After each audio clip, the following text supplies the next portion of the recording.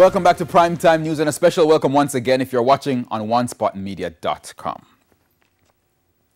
As devastating as the COVID-19 pandemic has been in 2020, the World Health Organization, WHO, is warning that deadlier diseases could emerge. A WHO official made the daunting revelation while speaking at a press conference on Monday. 81 million cases of COVID-19 globally, and over 1.7 million related deaths in less than a year.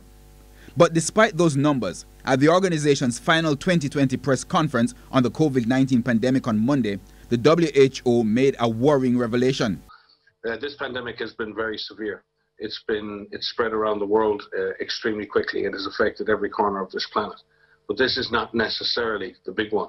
Executive Director of the WHO's emergency program, Dr. Michael Joseph Ryan, explained that as contagious as COVID-19 is, it may serve as merely a warning for something more deadly ahead. This virus is very transmissible, and it kills people, and it has deprived so many people of loved ones. But its current case fatality is reasonably low in comparison to other emerging diseases.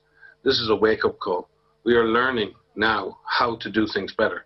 However, with months of global debate and even resistance to the virus and the suggested preventative measures, the WHO Director General was somewhat cautious about how much has been achieved globally. Are we better prepared? I think in terms of awareness, I think we're now getting it. I think the world is now understanding the centrality of health the hard way. The reality is that countries like the UK and South Africa have been doing systematic surveillance and systematic genetic sequencing. And it's really important that we keep that open approach to collecting and sharing information. The countries are not unnecessarily punished for openness and transparency and for pursuing science. And the DG has said that pursuit of science is key to getting the solutions that we need. Looking forward, Dr. Ryan says the first step is to decrease the impact of the virus.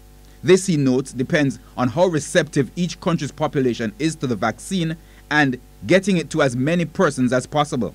The second phase is then looking at how will this vaccine affect transmission. And Sumi is right, we just don't know enough yet about length of protection and other things to be absolutely able to predict that. But I think we should be able to get good control of the virus. A decision then to move towards elimination or eradication of the virus requires a much higher degree of efficiency and effectiveness in a vaccination program and all of the other control measures. Monday's press conference marked a year since the WHO first learned of the new virus spreading in China.